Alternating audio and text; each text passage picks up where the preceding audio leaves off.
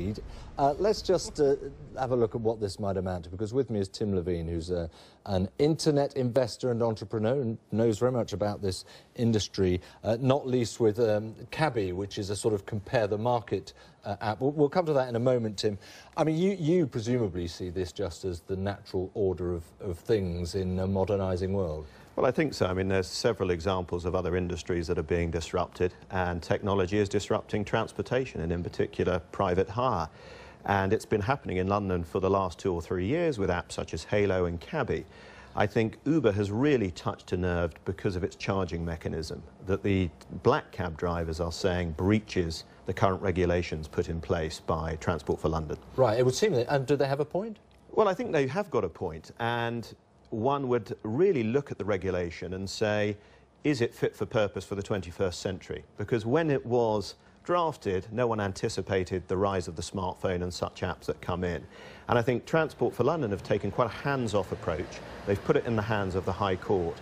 But I think they really do need to have a fresh look at the licensing laws to embrace such technologies and allow everybody to operate on a fair playing field. It's the classic case of the speed of movement of this world being far faster than regulators perhaps can deal with. I can imagine what black cab drivers are saying to Uber, who say, don't worry, come and join us. That'll go down well, won't it?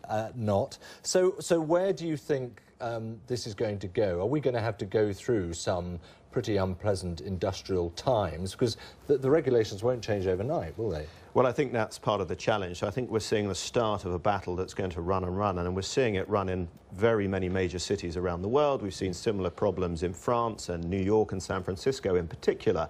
But I think part of the beef that the taxi drivers have, the black taxi drivers, is the 3 years that they have to spend taking the knowledge, where a lot of Uber drivers coming in... The knowledge being to know absolutely every which way to get around London. Exactly. It's a 3-year training programme, and the argument that they have is somebody can come in, be a minicab driver in a far shorter period of time, and if a new app is allowed to charge in a similar way, i.e. on a meter where there's no defined pricing, they're saying, what is the point for us spending that time, effort and money to become a black taxi driver? Well, tell me a bit about Cabby then, because that's not Uber, clearly. You give people, what, the whole gamut of options, do you? Well, in effect, they'll take the very best minicab fleets, and they'll compare their prices and the time of arrival and give you a choice of up to 10 choices when you book your cab. And you can book it with a predefined time and a price. And I think the difference with an Uber is you don't know what you're going to be charged and you can't pre-book it.